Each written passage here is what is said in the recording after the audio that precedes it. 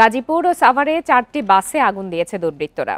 এর মধ্যে গতরাত থেকে ভোর পর্যন্ত গাজীপুর সিটি কর্পোরেশন ও শ্রীপুরে 3টি বাসে আগুন দেওয়ার ঘটনা ঘটে। তবে এসব ঘটনায় কোনো হতাহত নেই। পুলিশ জানায়, ভোর 4:30টার দিকে ভোগড়া বাইপাস এলাকায় ঢাকা টাঙ্গাইল মহাসড়কের পাশে দাঁড়িয়ে থাকা ভিআইপি পরিবহনের একটি বাসে আগুন দেয় দুর্বৃত্তরা। এছাড়া শ্রীপুরে ভোর 5টার দিকে আরও একটি বাসে আগুন দেওয়া হয়। এর আগে রাত 10:30টার দিকে কাশিমপুরের কালিয়াকৈর নবীনগর সড়কে রাস্তার পাশে দাঁড়িয়ে থাকা একটি মিনি বাসে আগুন দেওয়া হয়। তবে কেউ হতাহত হয়নি। ভোর 3:45টার দিকে সাভারের আশুলিয়ায় একটি বাসে আগুন দেওয়া হয়। এ সময় বাসে ঘুমিয়ে থাকা চালক জানালা দিয়ে লাফিয়ে প্রাণে বেঁচে যান।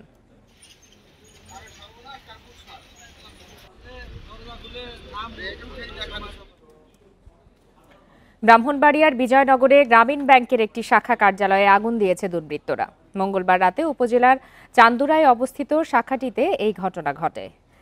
আগুনে ব্যাংকের কিছু নথিপত্র ও আসবাব পুড়ে গেলেও কেউ হতাহত হয়নি। এছাড়া ব্যাংকের ভল্ট অক্ষত আছে বলে নিশ্চিত করেছে কর্তৃপক্ষ। শাখার ম্যানেজার মোহাম্মদ কলিম উদ্দিন জানান, মঙ্গলবার রাত 2টার দিকে বাইরে থেকে পেট্রোল ঢেলে আগুন লাগিয়ে দেয় দুর্বৃত্তরা। খবর পেয়ে স্থানীয়দের সহায়তায় আগুন নিয়ন্ত্রণে আনে ফায়ার সার্ভিস।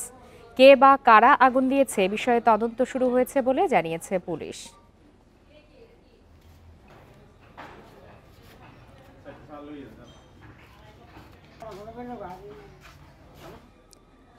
নাশকতার বিষয়ে আরো বিস্তারিত জানাতে এই মুহূর্তে গাজীপুর থেকে যোগ দিয়েছেন সহকর্মী আবুল হাসান। আবুল হাসান, দেশের বিভিন্ন জায়গায় গত 2-3 দিন ধরে আমরা নাশকতার চিত্র দেখছি।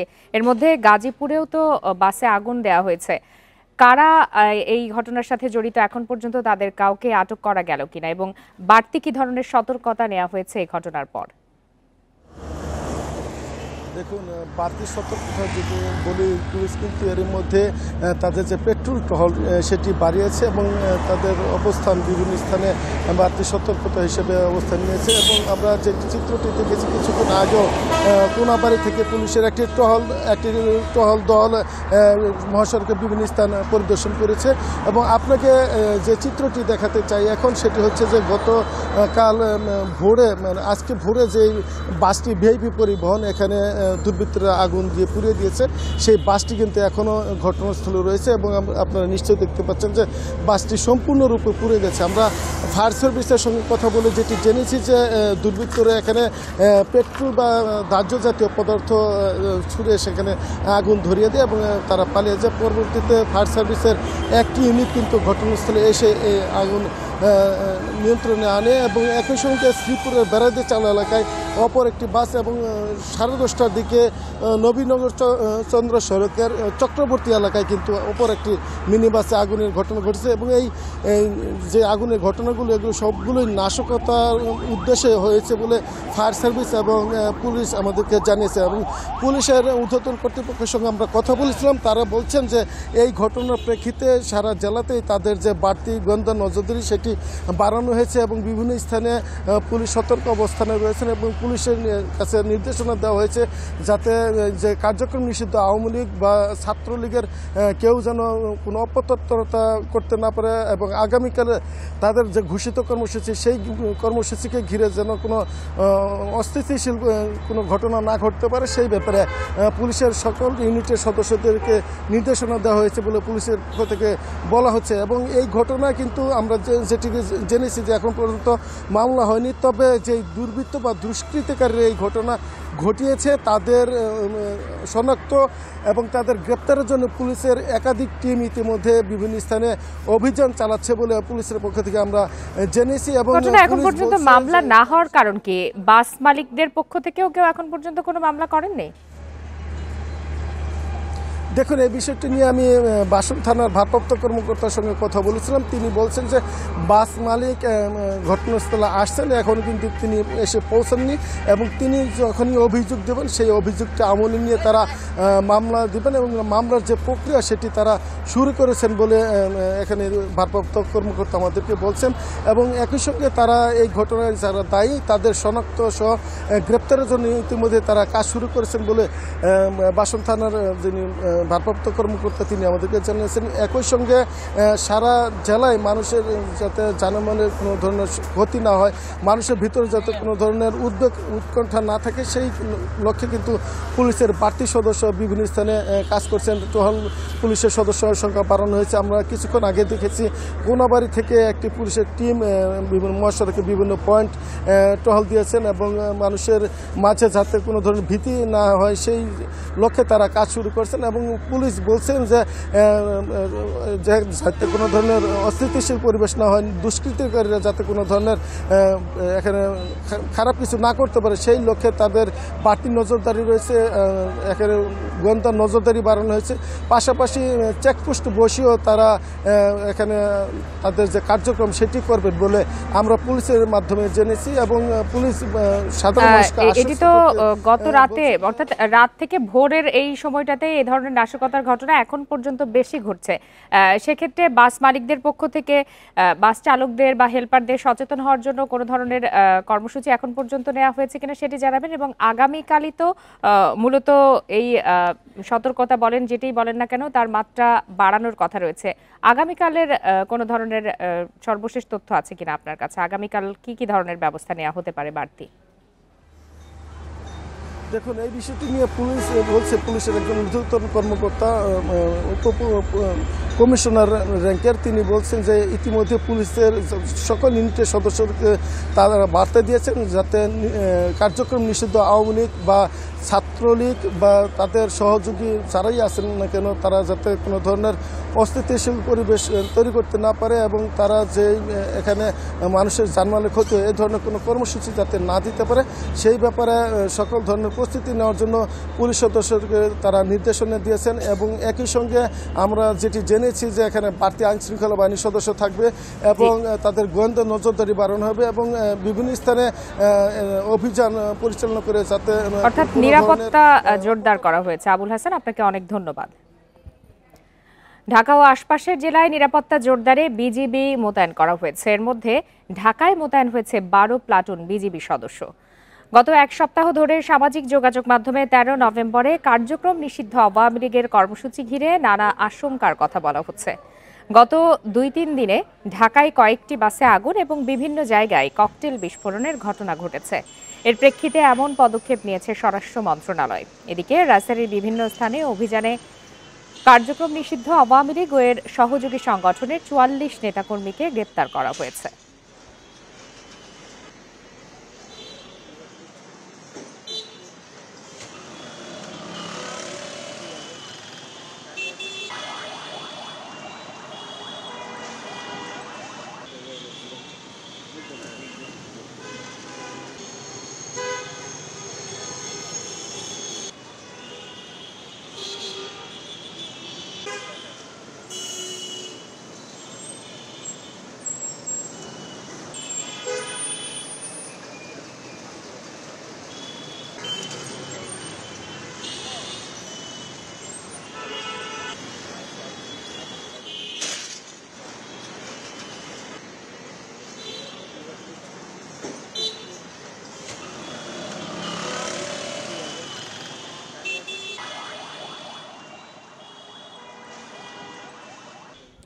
সহিংসতার শঙ্কায় বিভিন্ন জেলায় নিরাপত্তা ব্যবস্থা জোরদার করা হয়েছে।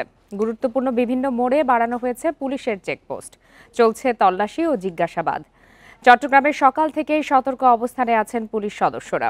সিএমপি সদর দপ্তর জানিয়েছে, আইনশৃঙ্খলা পরিস্থিতি স্বাভাবিক রাখতে নগরীর মোড়ে মোড়ে নিরাপত্তা ব্যবস্থা বাড়ানো হয়েছে। পুলিশের নিয়মিত টহলের পাশাপাশি বিভিন্ন পয়েন্টে অতিরিক্ত পুলিশ মোতায়েন করা হয়েছে। এদিকে বরিশাল নগরীতেও সকাল থেকে 13টি পয়েন্টে চেকপোস্ট বসিয়ে তল্লাশি চালাচ্ছে পুলিশ। এছাড়াও বিভিন্ন পয়েন্টে সাদা পোশাকে কাজ করছে আইনশৃঙ্খলা বাহিনী। নিয়মিত টহল কার্যক্রমের পাশাপাশি শহরের আইনশৃঙ্খলা স্বাভাবিক রাখতে সতর্ক থাকার কথা জানিয়েছে পুলিশ।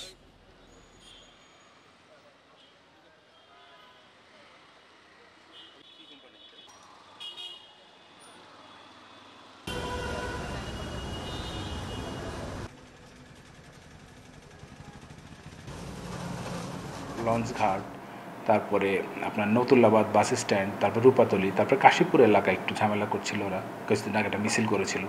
সেখানে আমাদের ডিবি টিম আমরা ভাগ করে দিয়েছি। ক্ষতি করতে পারে এরকম পয়েন্টে আমাদের বা কেপিআইগুলোতে আমাদের টহল বাড়ানো হয়েছে, প্লাস হলো স্ট্যাটিক যে ডিউটি সেখানে আমাদের সংখ্যা বাড়ানো হয়েছে। সার্বিক নিরাপত্তা ব্যবস্থা নিয়ে আরো বিস্তারিত জানাতে এই মুহূর্তে আমাদের সাথে যোগ দিয়েছেন সহকর্মীরা। শুরুতেই চলে যাচ্ছি খুলনায়। খুলনা থেকে আছেন সহকর্মী AHM শামীমুজ্জামান।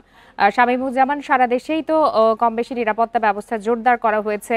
বিভাগীয় শহর খুলনাতে কি ধরনের বাড়তি নিরাপত্তা ব্যবস্থা চোখে পড়ছে আপনার? দেখুন, গত কয়েকদিন ধরে কিন্তু নগরবাসীর মধ্যে উদ্বেগ, উৎকণ্ঠা, শঙ্কা রয়েছে। এর মধ্য দিয়ে গতকাল রাতে আওয়ামী লীগ মিছিল করেছিল, তারপর থেকে কিন্তু সেই শঙ্কা, উদ্বেগ, উৎকণ্ঠা আরো বৃদ্ধি পেয়েছে। তবে স্বাভাবিক পরিস্থিতি রাখতে পুলিশ, র্যাব এবং নৌবাহিনীর পক্ষ থেকে কিন্তু টহল ব্যবস্থা জোরদার করা হয়েছে বলে আমাদেরকে জানানো হয়েছে।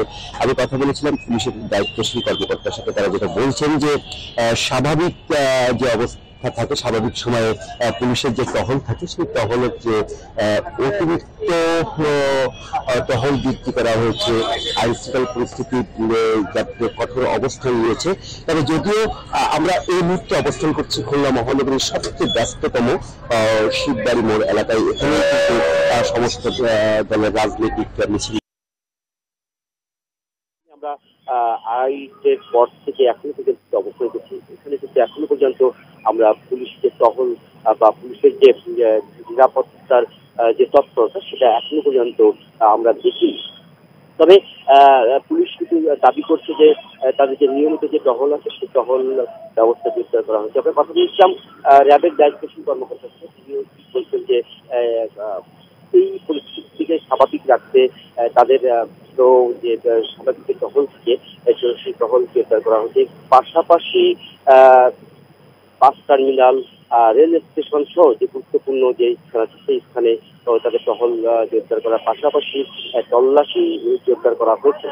তবে সামগ্রিক যে পরিস্থিতি এই মুহূর্তে কিন্তু খুলনা শহরের সব মানুষের মধ্যে স্বাভাবিকভাবেই এক ধরনের শঙ্কা কাজ করছে যে আইন শৃঙ্খলা পরিস্থিতির অবনতি হয় না স্বাভাবিক থাকে, কোন দিকে যায় স্বাভাবিক থাকে, কোন দিকে যায়, সব মিলিয়ে উৎকণ্ঠা তো রয়েছেই। এবং প্রশাসন কিন্তু আশ্বস্ত করেছে যে আইন শৃঙ্খলা পরিস্থিতি স্বাভাবিক রাখতে তারা সর্বোচ্চ তৎপর এবং যারা নাশকতা করবে তাদেরকেই কিন্তু গ্রেপ্তারের বা অভিযান বা আটকের বিষয়ে তাদের তৎপরতা রয়েছে। এবং তারা বলছেন যে আইন শৃঙ্খলা পরিস্থিতির অবনতি হওয়ার কোনো শঙ্কা নেই, অর্থাৎ আইন শৃঙ্খলা পরিস্থিতি যে স্বাভাবিক রয়েছে সেই স্বাভাবিক থাকবে।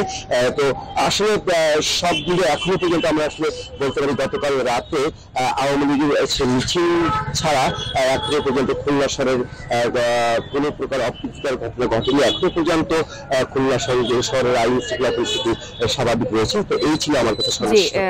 এই যে শামীমুজ্জামান, আপনি আমাদের সাথেই থাকুন একই বিষয়ে জানতে। এবারে চলে যাচ্ছি চট্টগ্রামে, সেখান থেকে আছেন সহকর্মী আব্দুল্লাহ রাকিব। আব্দুল্লাহ রাকিব, বন্দরনগরী চট্টগ্রামে গত বেশ কিছুদিন ধরে এমনিতেই ছোট বড় নানা ধরনের ঘটনা ঘটছে এবং আগামীকালকে কেন্দ্র করে নিরাপত্তা ব্যবস্থা নিশ্চয়ই এরই মধ্যে বাড়তিভাবে আপনার চোখে পড়ছে। সব মিলিয়ে সেখানকার পরিস্থিতি কেমন দেখছেন?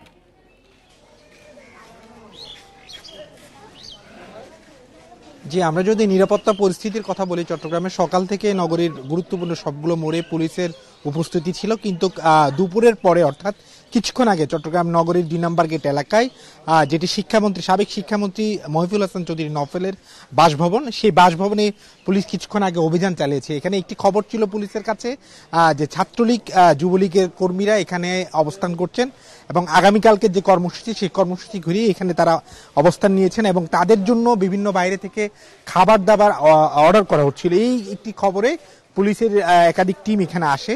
পরবর্তীতে তারা এই বাসভবনের ভেতর থেকে প্রায় 7 জনকে আটক করে এবং তারা যেটি পুলিশ বলছে যে যারা এখানে যাদেরকে আটক করা হয় তারা মূলত মহিবুল হাসান চৌধুরী নওফেলের তার ছোট ভাই রয়েছে, তার ছোট ভাইয়ের একটি প্রতিষ্ঠান রয়েছে রেস্টুরেন্ট, সেই রেস্টুরেন্টের কর্মচারী এবং তারা এখানে খাবার তৈরি করে অনলাইনের মাধ্যমে সে খাবারগুলো আসলে বিক্রি করে থাকছেন। ফলে সেই তথ্যটি আসলে উল্টো চলে আসার কারণে তারা পুলিশ এখানে এসেছে, এসে এখানে আসলে এখানে যারা তাদের আত্মীয় স্বজন অর্থাৎ সাবেক শিক্ষামন্ত্রীর পরিবারের কোনো সদস্যকে পাওয়া যায়নি, কেবলমাত্র বাড়ির যে নিরাপত্তা প্রধান রয়েছেন তাকে পাওয়া গিয়েছে এবং যে 7 জনকে আটক করা হয়েছে তার রেস্টুরেন্টের সাথে যুক্ত কর্মকর্তা কর্মচারী, তাদেরকে পরে জিজ্ঞাসাবাদ করার জন্য থানায় নিয়ে যাওয়া হয়েছে। এছাড়া এখানকার যে সিসি ক্যামেরা রয়েছে সেই সিসি ক্যামেরার ডিভিআর বক্সটিও পুলিশ জব্দ করে। তবে পুলিশের যে তথ্য যেটি বলছে যে এখানে ছাত্রলীগ অবস্থান করে এমন একটি খবর তারা আসলে সামাজিক যোগাযোগ মাধ্যমে ছড়িয়ে পড়ে এবং সেই খবরটির সূত্র ধরে তারা এখানে আসে, কিন্তু সেই রকম তথ্য তাদের কাছে যে তথ্য নিয়ে তারা এসেছিলেন কিন্তু সেখানে সে ধরনের তথ্য তারা মিল পাননি। তারা বলছেন যে এখানেই মূলত খাবার তৈরি করা হয় এবং যারা খাবার তৈরি করার সাথে যুক্ত ছিলেন তারাই এখানে অবস্থান করেন এবং সেটি 5 আগস্টের পর থেকেই তারা এখানে অবস্থান নিয়েছে। তবে পুলিশ বাড়ির ভেতরে প্রবেশ করেনি, বাড়ির ভেতরে যে অন্যান্য কক্ষ রয়েছে যেখানে সাবেক শিক্ষামন্ত্রীর পরিবারের সদস্যরা থাকতেন সেখানে আসলে তালাবদ্ধ, ফলে সেখানে কাউকে দেখাও যায়নি এবং তারা কারোর সাথে আসলে কথাও বলতে পারেনি। ফলে তারা এখন এখানে পুলিশ কিছুক্ষণ আগে তার অভিযান শেষ করেছে, অভিযান শেষ করে সেই 7 জনকে থানায় নিয়ে যাওয়া হয়েছে এবং পরবর্তীতে তাদের হয়তোবা যাচাই বাছাই করে তাদের যদি কোনো মামলা থাকে সেক্ষেত্রে তাদের পরবর্তী আইনগত যে ব্যবস্থা সেই ব্যবস্থা নেওয়া হবে। এখন পর্যন্ত চট্টগ্রাম নগরীর যে আইন শৃঙ্খলা পরিস্থিতি, আগামীকালকের কার্যক্রম নিষিদ্ধ যে আওয়ামী লীগ এবং ছাত্রলীগের যে আগামীকালকে যে প্রোগ্রাম রয়েছে সেই কর্মসূচিকে ঘিরে পুলিশের অবস্থান একেবারেই সশস্ত্র রয়েছে। পুলিশের প্রত্যেকটি মোড়ে মোড়ে এবং প্রত্যেকটি পাড়া মহল্লায় তারা যে অভিযান সেই অভিযান অব্যাহত রেখেছে এবং আজকের যে নির্দেশনা পুলিশের চট্টগ্রামের মেট্রোপলিটন পুলিশ কমিশনার তরফ থেকেও একটি নির্দেশনা রয়েছে, সর্বোচ্চ সংখ্যক গ্রেফতারের নির্দেশনা রয়েছে মাঠ পর্যায়ে পুলিশের এবং সেই নির্দেশনা অনুযায়ী পুলিশ কাজ করছে। সকাল থেকে এখন পর্যন্ত মাঠে পুলিশ আছে। এখন পর্যন্ত চট্টগ্রামেতে আজকের এই ঘটনায় অর্থাৎ এই সাবেক শিক্ষামন্ত্রীর বাসা থেকে 7 জনকে আটক করা ছাড়া অন্য কোনো ধরনের আইন শৃঙ্খলা পরিস্থিতির অবনতি। আব্দুল্লাহ রাকিব, আপনাকে অনেক ধন্যবাদ। সমগ্র বাংলাদেশের শুরুতেই আপনাদের জানিয়েছি যে ব্রাহ্মণবাড়িয়ার বিজয়নগরে গ্রামীণ ব্যাংকের একটি শাখা কার্যালয়ে আগুন দিয়েছে দুর্বৃত্তরা। মঙ্গলবার রাতে উপজেলার চান্দুরা শাখায় এই ঘটনা ঘটে। এ বিষয়ে আরো বিস্তারিত তথ্য জানাতে এই মুহূর্তে ব্রাহ্মণবাড়িয়া থেকে আমাদের সাথে যোগ দিয়েছেন জাবেদ রহিম। জাবেদ রহিম, এই গ্রামীণ ব্যাংকের একটি শাখা কার্যালয়ে যে হামলা চালিয়েছে দুর্বৃত্তরা, এতে আমরা জানতে পেরেছি যে ভল্টটি অক্ষত রয়েছে। এছাড়া সেখানে কি কি ক্ষয়ক্ষতি হয়েছে সে বিষয়ে জানাবেন এবং এই ঘটনার পর এলাকার পরিস্থিতি কেমন? গতরাতে এটি হচ্ছে যে চান্দুরা বিজয়নগর উপজেলার চান্দুরা আমতলী বাজারস্থ একটি শাখা। এই শাখায় গতরাতে এই গ্রামীণ অগ্নিসংযোগ করা এবং ব্যাংকের যে পিছনের দিক দিয়ে এসে জানালা দিয়ে সেখানে অগ্নিসংযোগ করা হয়। এটি ব্যাংকের এই যে কাগজপত্র আছে সেগুলি পড়েছে এবং এই ব্যাপারে এখানকার যে ব্যাংকের যারা কর্মকর্তারা আছেন তারা আমাদেরকে জানিয়েছেন যে এখন তারা এখানে স্বাভাবিক কাজকর্ম করছেন এবং এই ব্যাপারে থানায় আমি যদি আপনাকে একটু দেখাতে চাই যে ব্যাংকের যে দিক দিয়ে এখানে অগ্নিসংযোগের ঘটনা ঘটতে হচ্ছে।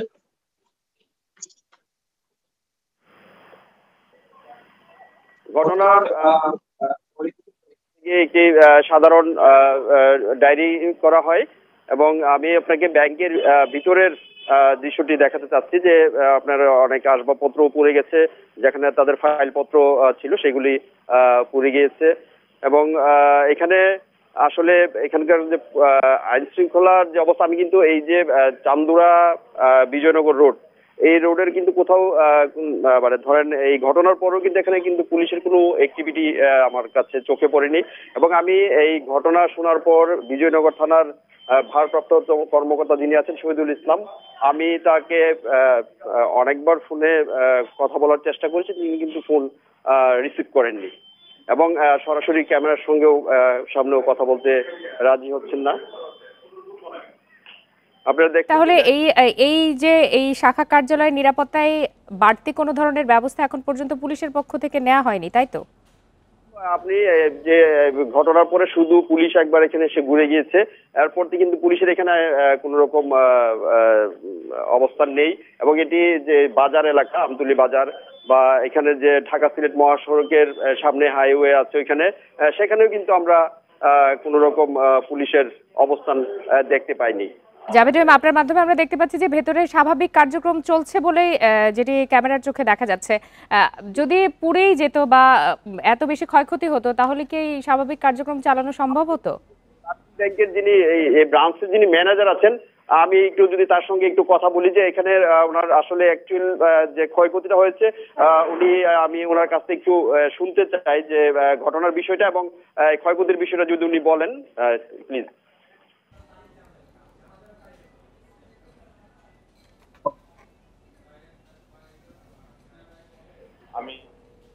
ব্রাহ্মণবাড়িয়া থেকে জানাচ্ছিলেন সহকর্মী জাভেদ রহিম। 16 নভেম্বরের আগে 5 দফা দাবি মেনে নেওয়া না হলে প্রধান উপদেষ্টা কার্যালয়ের সামনে অনির্দিষ্টকালের অবস্থান কর্মসূচি ঘোষণা দেওয়া হবে বলে জানিয়েছেন আন্দোলনরত ইসলামী 8 দল। বুধবার দুপুরে মগবাজারে আল ফালাহ মিলনায়তনে এই সিদ্ধান্তের কথা জানান জামায়াতে ইসলামীর কেন্দ্রীয় নায়েবে আমির অধ্যাপক মুজিবুর রহমান। সংবাদ সম্মেলনে আগামী 13 ও 14 নভেম্বর কর্মসূচির ঘোষণা দেওয়া হয়, যেখানে 13 নভেম্বর ফ্যাসিবাদী শক্তির নাশকতা ও অপতৎপরতা প্রতিরোধে 8 দলের নেতৃবৃন্দ সর্বস্তরের জনশক্তি সহ দেশব্যাপী রাজপথে অবস্থান করবে। 14 নভেম্বর জুলাই জাতীয় সনদ বাস্তবায়ন আদেশ জারি ও জাতীয় নির্বাচনের আগে গণভোট সহ 5 দফা দাবিতে জেলা ও মহানগরে বিক্ষোভ মিছিল অনুষ্ঠিত হবে। 16 নভেম্বর রবিবার আন্দোলনরত 8 দলের শীর্ষ নেতাদের বৈঠক সকাল 11টায় অনুষ্ঠিত হবে। 5 দফা দাবি মেনে নেওয়া না হলে উক্ত সংবাদ সম্মেলন থেকে প্রধান উপদেষ্টার কার্যালয় যমুনার সামনে অনির্দিষ্টকালের জন্য অবস্থানের কর্মসূচি ঘোষণা করা হবে ইনশাআল্লাহ। সন্ত্রাসী কর্মকাণ্ড ঘটিয়ে নির্বাচন বাধাগ্রস্ত করা যাবে না বলে জানিয়েছেন বিএনপির স্থায়ী কমিটির সদস্য আমির খসরু মাহমুদ চৌধুরী। রাজধানীর গুলশানে বিএনপি চেয়ারপারসনের কার্যালয়ে ইউরোপীয় ইউনিয়নের রাষ্ট্রদূত মাইকেল মিলারের সঙ্গে সাক্ষাৎ শেষে সংবাদ সম্মেলনে তিনি একথা বলেন। এ সময় আওয়ামী লীগের আগামীকালের কর্মসূচি প্রসঙ্গে আমির খসরু বলেন, দলটি নিষিদ্ধ অবস্থায় আছে, তাদের কর্মসূচিও স্থগিত, তাই তাদের নিয়ে গুরুত্ব দেওয়ার কিছু নেই।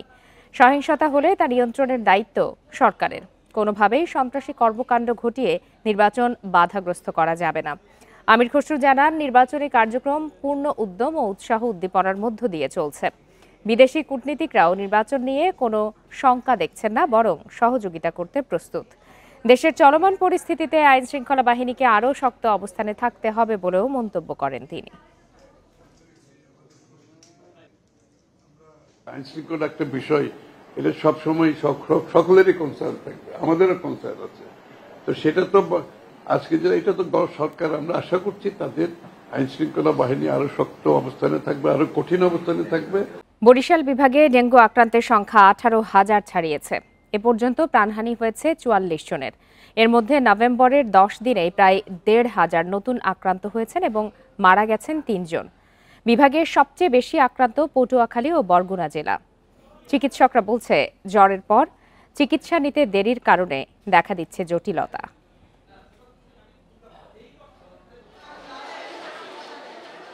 গেল বছর বরিশাল বিভাগে ডেঙ্গু আক্রান্তের সংখ্যা ছিল 8,773 জন। এবার সে তুলনায় আক্রান্ত হয়েছেন দ্বিগুণের বেশি। বরিশাল শেরেবাংলা মেডিকেল কলেজ হাসপাতালে বিভিন্ন জেলা থেকে প্রতিদিন গড়ে 80 থেকে 90 জন ডেঙ্গু রোগী ভর্তি থাকছেন। হাসপাতালটিতে নভেম্বর পর্যন্ত চিকিৎসা নিয়েছেন প্রায় 2,000 মানুষ। বিভাগীয় স্বাস্থ্য অধিদপ্তর জানায়, অক্টোবর মাসে আক্রান্ত ছিলেন 3,087 জন। নভেম্বরের 10 দিনেই আক্রান্ত 1,240 জনের বেশি, আর মৃত্যু 3 জনের। 8 দিন যাবৎ অসুস্থ ছিল, তারপর ওষুধ খেয়েছিল ফার্মেসি থেকে। ওষুধ খাওয়ার পর কোনোভাবেই জ্বর কমতে আসে না। আমার তো ওই রকমের সিমটম ছিল না, তারপরও ডেঙ্গু ধরা পড়ছে। সিবিসিতে দেখতে আসি যে আপনার ব্লাডের মাত্রা কমে গেছে অনেক। ডেঙ্গু রোগীদের সেবার পর্যাপ্ত ব্যবস্থা রয়েছে বলে জানান হাসপাতালের চিকিৎসকরা। পাশাপাশি সচেতনতায় জোর দেন তারা। আগে থেকে ডিটেকশন করলে আগে থেকে ট্রিটমেন্ট শুরু করতে হবে।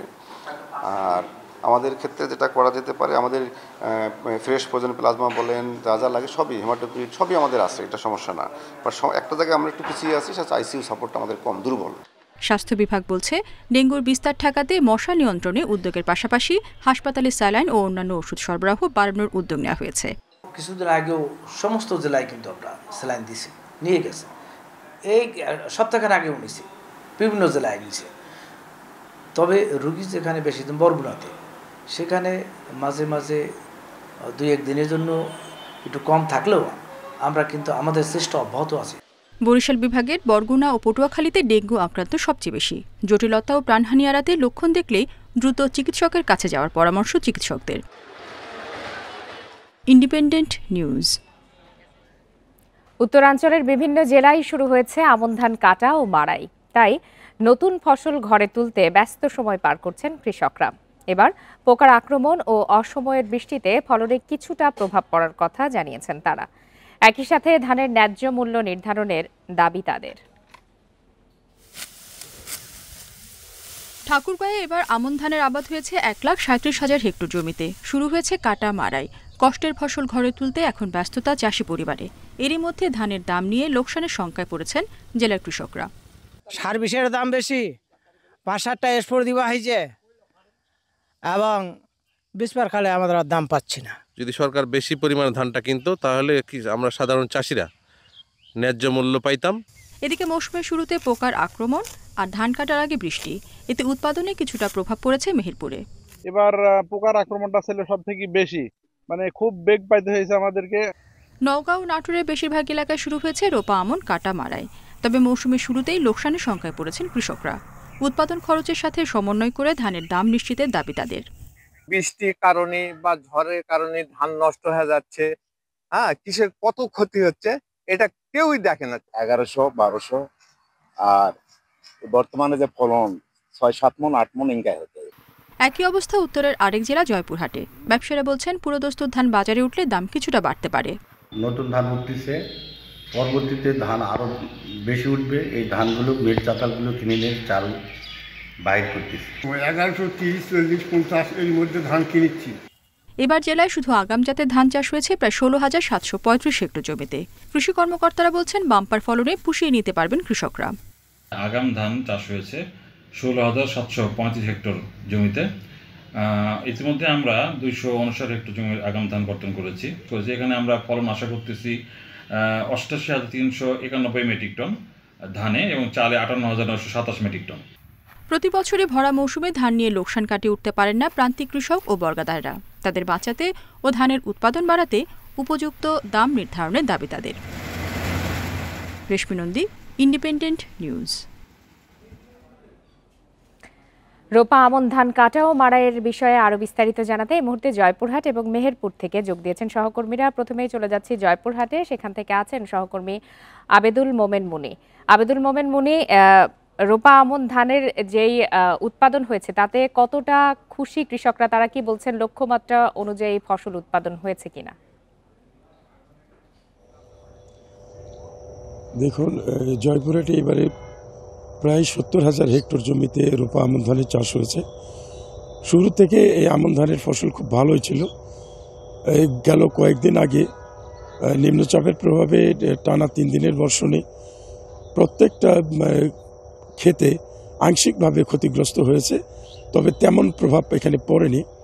তারপরেও যেখানে 33% বিঘায় এখানে জমিতে 18 থেকে 20 মণ করে ধান উৎপাদন হয়, সেখানে এবারে উৎপাদন যেখানে হচ্ছে 2-1 যে কৃষকরা যে ধান কাটা মাড়াই করে ঘরে তুলেছেন তাদের কাছ থেকে যেটা জেনেছি তারা 15 থেকে 16 মণ, কোথাও 14 মণ পর্যন্ত ধান তারা পেয়েছেন। তবে এখানে একটা বিষয় আপনাকে জানিয়ে রাখি যে জয়পুরহাটে এবার আমন ধান উৎপাদনে কৃষকদের কিন্তু খরচ খুবই কম হয়েছে। কারণ প্রকৃতির বৃষ্টির কারণে তাদের সেচের খরচটা হয়নি, সুতরাং পানির খরচ এবং অন্যান্য খরচ খুবই কম হয়েছে। এ কারণে খরচ হয়েছে মাত্র 8,500 টাকা। এখন বিঘা প্রতি 14 থেকে 15 আবেদুল মোমেন মুনি, আপনাকে ধন্যবাদ। একই বিষয়ে জানতে চলে যাচ্ছি মেহেরপুরে, সেখান থেকে আছেন সহকর্মী রাজিবুল হক। রাজিবুল হক, মেহেরপুরে লক্ষ্যমাত্রা অনুযায়ী উৎপাদন কেমন হয়েছে এবং দাম নিয়ে কৃষকরা কি বলছেন? আসলে রোপা আমন চাষ যেটা হয়েছে সেটা কৃষি বিভাগের যে লক্ষ্যমাত্রা ছিল সেটি লক্ষ্যমাত্রা আমন চাষে পূরণ হয়েছে। তবে যে উৎপাদন লক্ষ্যমাত্রা যেটা ধরা হয়েছিল প্রায় 26,800 হেক্টর জমিতে রোপা আমনের চাউল উৎপাদন নির্ধারণ করা হয়েছিল প্রায় 93,000 মেট্রিক টন। তবে মৌসুমের শুরুতেই পোকার আক্রমণ এবং পরবর্তীতে ঠিক ধান ঘরে তোলার আগ মুহূর্তে ঘূর্ণিঝড় মন্থার প্রভাবে কিছুটা ক্ষতিগ্রস্ত হয়েছে ধান ক্ষেত, সেই ক্ষেত্রে অনেকটাই ফলন, যেসব নিচু এলাকা বিশেষ করে ক্ষতিগ্রস্ত হয়েছে সেগুলোতে আসলে ফলন অনেকটাই কমে যাবে। তবে কৃষি বিভাগ বলছে যে লক্ষ্যমাত্রা ধারণ করা হয়েছিল বা সেই টার্গেট কিছুটা পূরণ না হলেও কৃষকরা যে পরিমাণ এখন ফলন পাচ্ছে সেটি আসলে কাঙ্ক্ষিত ফলন বলা যায়। বিশেষ করে যেখানে 18 থেকে 20 মণ ধান পাওয়ার কথা কৃষকরা, বর্তমানে নতুন যে ধান কাটা শুরু হয়েছে এই কাটা জমি থেকে ধান পাচ্ছে 15 থেকে 17 মণ। আবার বিশেষ করে যেগুলো ক্ষতিগ্রস্ত হয়নি বা একটু উঁচু এলাকায় ছিল সেগুলোতে প্রায় 18 মণ পর্যন্ত ধান পাচ্ছে। অর্থাৎ কৃষি বিভাগের পক্ষ থেকে যে উৎপাদন লক্ষ্যমাত্রা নির্ধারণ করা ছিল সেটি আসলে খুব একটা কম বেশি তফাৎ বা একটু পরিবর্তন হবে না। তবে সেই ক্ষেত্রে কৃষকরা বলছে যে যেহেতু পোকার আক্রমণ ছিল এবং প্রাকৃতিক যে ঘূর্ণিঝড়ের প্রভাব ছিল, সেই কারণে যে বৃষ্টি হয়ে যে নিচু এলাকার যেসব ধান ক্ষেতগুলো পানিতে নিমজ্জিত হয়ে গেছিল এবং পড়ে গেছিল, সেই পাকা ধানগুলোতে যথেষ্ট ক্ষতি হয়েছে। কারণ সেই সব জমি থেকে কৃষকরা ইতিমধ্যেই ধান সংগ্রহ করেছে। তাদের দাবি যে জলে বা পানিতে ডুবে যাওয়ার যে ধানগুলো ছিল সেখান থেকে যেখানে 15 মণ 16 মণ ধান হওয়ার কথা ছিল সেখানে আসলে তারা ধান পেয়েছে 8 মণ 10 মণ সর্বোচ্চ 12 মণ পর্যন্ত। অর্থাৎ সেই ক্ষেত্রে তারা যে পরিমাণ উৎপাদন আশা করেছিল সেটি আসলে হয়নি। আর বাজারে যে দাম সেটি হলো যে 1200 টাকা। সেক্ষেত্রে 1200 টাকার উপরে আসলে এর আগে ধান সরকার যে নির্ধারিত যে দাম, এর দামের বাইরে তো আসলে কৃষকরা কখনোই দাম পায় না। তবে সরকারিভাবে যদি এই দামের পার্থক্যটা একটু বৃদ্ধি করা যায় তাহলে সেক্ষেত্রে কৃষকরা যে উৎপাদন খরচ হয় সেটি হয়তো লাভ করতে পারবে এবং ধান চাষে আগ্রহ বাড়তে পারবে। যদি এইভাবে দাম থাকে তারপরেও কৃষকরা খুশি, যেহেতু ধান বিক্রি করে যে টাকা আয় হচ্ছে বা আসছে সেটিতে শুধুমাত্র যে ধান রোপণ থেকে শুরু করে যে সংগ্রহ পর্যন্ত যে খরচটা হয় সেটি শুধুমাত্র ধানেই পূরণ হয়ে যাচ্ছে এবং বাকি যে বিসালি আছে এই বিসালি মূলত বিক্রি হচ্ছে 14 থেকে 15,000 টাকা। অর্থাৎ 1 বিঘা জমি থেকে প্রায় ধান এবং বিসালি বিক্রি করে 30,000 টাকা পাওয়া যাচ্ছে, যার ফলে কৃষকদের যে 15,000 টাকা খরচ হচ্ছে 1 বিঘা জমিতে ধান চাষ করতে, সেক্ষেত্রে ধানের থেকে বিসালি বিক্রি করে কিন্তু কৃষকরা আসলে তাদের যে ক্ষতি সেটি পুষিয়ে নিতে পারছে। জি, রাজিবুল হক, আপনাকে অনেক ধন্যবাদ। ময়মনসিংহের হালুয়াঘাটে বসতঘর থেকে বাবা মেয়ের মরদেহ উদ্ধার করেছে পুলিশ। এ ঘটনায় শ্বশুর ও শাশুড়ির বিরুদ্ধে তাদের হত্যার অভিযোগ উঠেছে। মঙ্গলবার রাতে উপজেলার আমির খাকুড়া গ্রামে এই ঘটনা ঘটে। পুলিশ জানায় 10 বছর আগে শেরপুরের নালিতা বাড়ির রতনের সঙ্গে বিয়ে হয় হালুয়াঘাটের জুলেখা খাতুনের। বিয়ের পর থেকে শ্বশুর বাড়িতেই থাকতেন রতন। মঙ্গলবার রাতে পারিবারিক কলহের জেরে বাগবিতণ্ডায় জড়ায় তারা। এ ঘটনার পর সকালে বাবা মেয়ের গলা কাটা মরদেহ উদ্ধার করা হয়। নিহতের স্বজনদের অভিযোগ, শ্বশুর বাড়ির লোকজন পরিকল্পিতভাবে এই ঘটনা ঘটিয়েছে। এদিকে সিরাজগঞ্জের রায়গঞ্জের ফুলজোর নদী থেকে গরু ব্যবসায়ীর হাত পা বাঁধা এবং উল্লাপাড়ার চৌকিদহ ব্রিজের নিচ থেকে অজ্ঞাত ব্যক্তির মরদেহ উদ্ধার করা হয়েছে।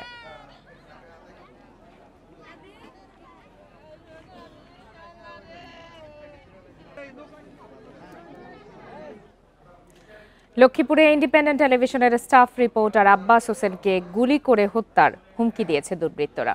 এর প্রতিবাদে বিক্ষোভ ও মানববন্ধন করেছে স্থানীয় বিভিন্ন সংগঠন।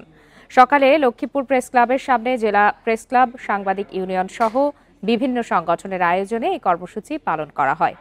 এ সময় বক্তারা বলেন, সম্প্রতি জেলার অবকাঠামো উন্নয়ন, সন্ত্রাসী কর্মকাণ্ড, মাদকের বিস্তার বিষয়ে বেশ কিছু প্রতিবেদন করেন আব্বাস হোসেন। এছাড়া গত কয়েকদিন ধরে অবৈধ ইট ভাটায় প্রশাসনের অভিযান নিয়ে প্রতিবেদন করেন তিনি। ধারণা করা হচ্ছে এসব ঘটনায় ক্ষিপ্ত হয়ে দুর্বৃত্তরা তাকে প্রাণনাশের হুমকি দিচ্ছে। গত 10 নভেম্বর সন্ধ্যায় সাংবাদিক আব্বাস হোসেনের ব্যবহৃত মোবাইলে একাধিক নাম্বার থেকে তাকে ও তার পরিবারের লোকজনকে গুলি করে হত্যার হুমকি দেওয়া হয়। পরে এ ঘটনায় তিনি সদর থানায় একটি সাধারণ ডায়েরি করেছেন।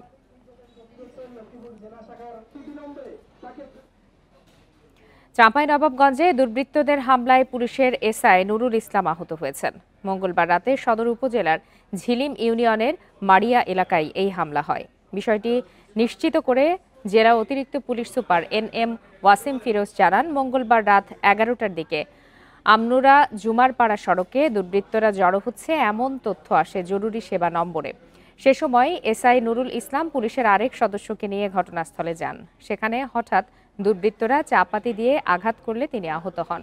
পরে তাকে উদ্ধার করে রাজশাহী মেডিকেল কলেজ হাসপাতালে পাঠানো হয়। তার অবস্থা শঙ্কামুক্ত বলে জানিয়েছেন চিকিৎসকরা। আপনাদের আগেই জানিয়েছি, ঢাকা সহ আশপাশের এলাকায় নিরাপত্তা জোরদার করা হয়েছে। এ বিষয়ে আরো বিস্তারিত জানাতে এই মুহূর্তে রাজধানীর বনানী থেকে আমাদের সাথে যোগ দিয়েছেন সহকর্মী নাহিদ কামাল।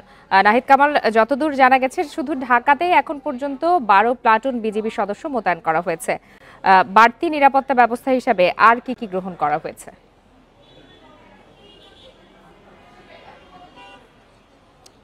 জি, আজকে আসলে সকাল থেকে আমরা যেটা দেখেছি 13 নভেম্বর ঘিরে আইনশৃঙ্খলা বাহিনীর ব্যাপক তৎপরতা ছিল, গতকালকে রাতেও দেখেছি, আজকে সকালেও বেশ কিছু জায়গায় তৎপরতা ছিল। তবে দুপুরের পর বেশ কিছু এলাকায় একটু ঢিলেঢালা চেকপোস্টে দেখেছি। এই মুহূর্তে এরপর অবশ্য বিকেলের পর থেকে দেখছি বিভিন্ন জায়গায় এরই মধ্যে তল্লাশি চৌকি বসিয়ে আইনশৃঙ্খলা বাহিনীর সদস্যরা মূলত তাদের যে কার্যক্রম সেটি কিন্তু পরিচালনা করছে। এই মুহূর্তে আমি আছি রাজধানীর বনানীতে কিন্তু আইনশৃঙ্খলা বাহিনীর সদস্যরা ধাপে ধাপে কয়েক স্তরে তারা যারা এই সড়কটি ব্যবহার করে বিভিন্ন গন্তব্যে যাচ্ছেন তাদেরকে চেক করছেন। বিশেষ করে মোটরসাইকেল দাঁড় করিয়ে তারা প্রত্যেককে জিজ্ঞাসাবাদ করছেন এবং যাদের সাথে বিশেষ করে ব্যাগ রয়েছে সেসব ব্যাগ সার্চ করছে এবং সেখানে সম্ভাব্য কোনো আগ্নেয়াস্ত্র বা সে ধরনের আগুনে সহায়ক বা আগুন জ্বালাতে সহায়ক এই ধরনের কোনো পদার্থ আছে কিনা সেটি চেক করছেন। বিশেষ করে পানি বা পেট্রোল এই ধরনের বোতলজাত পণ্য যারা নিয়ে বহন করছেন তাদেরকে কিন্তু আলাদাভাবে জিজ্ঞাসাবাদ করা হচ্ছে এবং দেখা হচ্ছে আসলে তাদের ব্যাগে কি ধরনের পণ্য রয়েছে।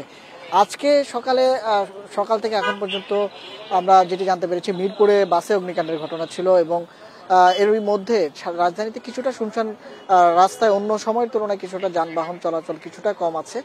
তবে যারা অফিসগামী ছিল তারা কিন্তু আগের মতো অফিস করছে এবং তাদের গন্তব্যও যেতে দেখেছি। যদিও আইনশৃঙ্খলা বাহিনীর তৎপরতা যেটি দেখা যাচ্ছে, তারা যেটি বলছেন, যেহেতু গতকালকেও ডিএমপি কমিশনার এবং স্বরাষ্ট্র উপদেষ্টা জানিয়েছিলেন 13 নভেম্বর ঘিরে কোনো ধরনের নাশকতার তথ্য তাদের কাছে যতটুকু আছে সেগুলো নিয়ে তারা কাজ করছেন, কিন্তু এর বাইরে আসলে নগরবাসীকে আশ্বস্ত করতে চাইছেন যে নিরাপত্তা এরই মধ্যে কয়েক স্তরের নিরাপত্তা ব্যবস্থা কিন্তু জোরদার করা হয়েছে। শুধুমাত্র ঢাকায় না, ঢাকার বাইরেও বিভিন্ন জায়গায় বিজিবি থেকে শুরু করে র্যাব, আইনশৃঙ্খলা বাহিনী, সেনাবাহিনী ছাড়াও অন্য যারা ছিল সেনা সদস্যরা আগে থেকেও ফিল্ডে ছিল। এখন মূলত বাড়তি নিরাপত্তার জন্য র্যাব পুলিশের পাশাপাশি ট্রাফিক পুলিশ থেকে শুরু করে এপিবিএন এবং আমরা দেখছি আনসারের সদস্য যারা আছে তারাও কিন্তু বিভিন্ন জায়গায় তাদের যে নিরাপত্তা দায়িত্বে থাকার যে ব্যবস্থাপনা সেটি কিন্তু আমরা দেখেছি। এই মুহূর্তে বনানীতে মূলত তল্লাশি চৌকিতে চেক করা হচ্ছে এবং নগরবাসীকে নির্বিঘ্নে তাদের চলাচলের জন্য কিন্তু পুলিশ আশ্বস্ত করছে। এই ছিল আমার কাছে সর্বশেষ। বাড়তি নিরাপত্তা ব্যবস্থা নিয়ে বনানী থেকে জানাচ্ছিলেন সহকর্মী নাহিদ কামাল। সাভারে জুলাই গণহত্যাকারীদের বিচার নিশ্চিতের দাবিতে জুলাই শহীদ পরিবার এবং আহত যোদ্ধারা মানববন্ধন করেছেন। দুপুরে জাহাঙ্গীরনগর বিশ্ববিদ্যালয়ের প্রধান ফটকের সামনে এই কর্মসূচি পালিত হয়। এ সময় শহীদ পরিবারের সদস্যরা অভিযোগ করেন, জুলাই গণঅভ্যুত্থানের পর মামলার অনেক আসামি এখনও ঘুরে বেড়ালেও পুলিশ তাদের গ্রেপ্তার করেনি। এজন্য তারা ক্ষোভ প্রকাশ করে সকল হত্যাকারীদের গ্রেপ্তার করে বিচার নিশ্চিতের দাবি জানান। নিজ বাড়ি থেকে রাজশাহী বিশ্ববিদ্যালয়ের শিক্ষার্থী সোনিয়া ইসলামের ঝুলন্ত মরদেহ উদ্ধার করেছে পুলিশ। সকালে রাজশাহীর মির্জাপুরের বাসায় এই ঘটনা ঘটে। এ সময় তার রুমে 4টি চিরকুট পাওয়া যায়। সহপাঠীরা জানান, সোনিয়া খুবই হাসি খুশি স্বভাবের ছিল। গতকাল পরীক্ষা দেওয়ার সময়ও সে স্বাভাবিক ছিল। উদ্ধারকৃত চিরকুটে মৃত্যুর কোনো কারণ উল্লেখ না করে মৃতদেহ পোস্টমর্টেম না করারও কথা বলা হয়েছে। কোনো ধরনের হতাশা থেকে তিনি আত্মহত্যা করে থাকতে পারেন বলে প্রাথমিকভাবে ধারণা করছে পুলিশ।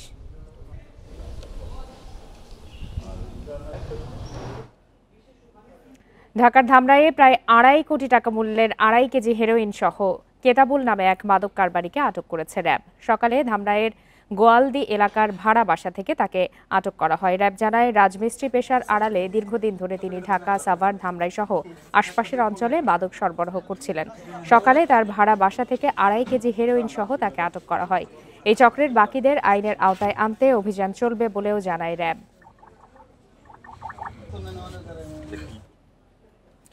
রাঙ্গামাটিতে প্রাথমিক শিক্ষক নিয়োগ পরীক্ষার দাবিতে জেলা পরিষদের গেইটে তালা দিয়েছেন পরীক্ষার্থীরা। সকাল 9টার দিকে জেলা পরিষদের অবস্থান নেন বিক্ষুব্ধরা।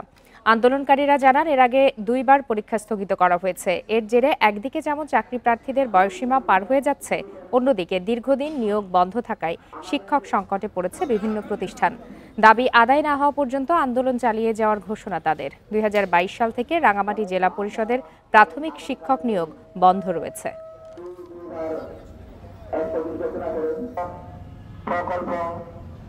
এছাড়াও কয়েকটি পরীক্ষা তারা সুন্দর এবং সুশৃঙ্খলভাবে সম্পাদন করছিলেন। আমরা দেখেছি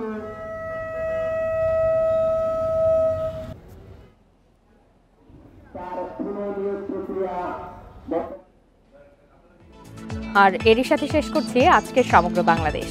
ইন্ডিপেন্ডেন্ট টেলিভিশনের সব খবরের আরও বিস্তারিত জানতে চোখ রাখুন ফেসবুক, ইউটিউব আর এক্সে। ধন্যবাদ এতক্ষণ সাথে থাকার জন্য।